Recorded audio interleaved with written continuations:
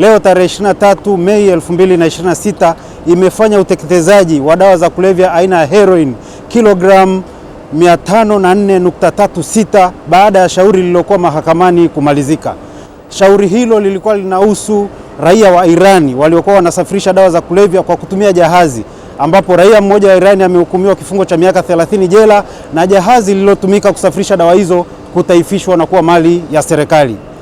Baada ya uteketezaji huu katika kiwanda hiki cha Dangote, tunaendelea kutoa wito kwa wananchi kuendelea kutoa taarifa kwa mamlaka ili kuhakikisha kwamba wale wote wanaojihusisha na usafirishaji wa dawa za kulevya, matumizi ya dawa za kulevya, lakini biashara ya dawa za kulevya wanabainika mapema, wanatoa taarifa kwa mamlaka ili hatua za kisheria kama hizi zilizochukuliwa ziendelee kufanyika ili kuhakikisha kwamba Tanzania inakuwa salama na kunakuwa hamna tena dawa za kulevya nchini Tanzania. Kutokana na operation mbalimbali tulizozifanya na baada ya hukumu hii katika Mahakama Kuu Kanda ya Mtwara,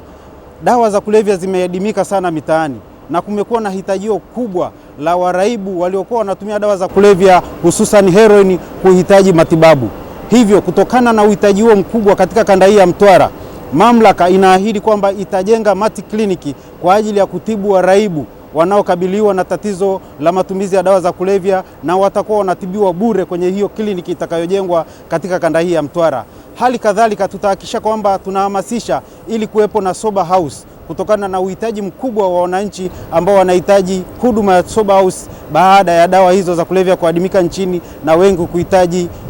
kuhitaji matibabu hayo ili waweze kupona na kuwa salama na kuweza kurudi pia katika hali zao za kawaida na kuendelea na shughuli zao kwa kushirikiana na Tanzania ili tuweze kujenga uchumi wetu. Leo tumepokea wageni kutoka Mamlaka ya Kudhibiti Dawa za Kulevya kwa ajili ya kuja kuchoma vielelezo ambavyo vimepita wakati wake, na ikiwemo hayo madawa ya kulevya aina ya heroin. Tumejihakikishia tumefuata utaratibu wote na uzito ulikuwa ni kilogramu 504.36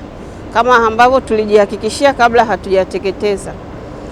Sisi kama kiwanda huwa tunapokea vielelezo tofauti kutoka taasisi mbalimbali zikiwemo binafsi na taasisi za kiserikali.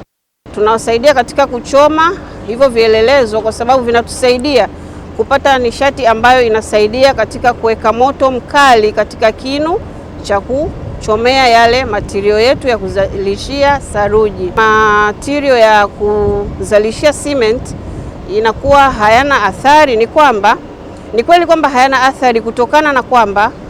joto lililopo katika kile kinu ni zaidi ya nyuzi sentigredi 1500 na kuendelea. Kwa hiyo zinapokuwa zinachomwa, kemikali zote zinakuwa zinaungua kabla havijakwenda kukutana na yale matirio yetu ya saruji, na pia haviwezi tena kutumika kwa nguvu yoyote ile kwa ajili ya kuathiri jamii inayotuzunguka.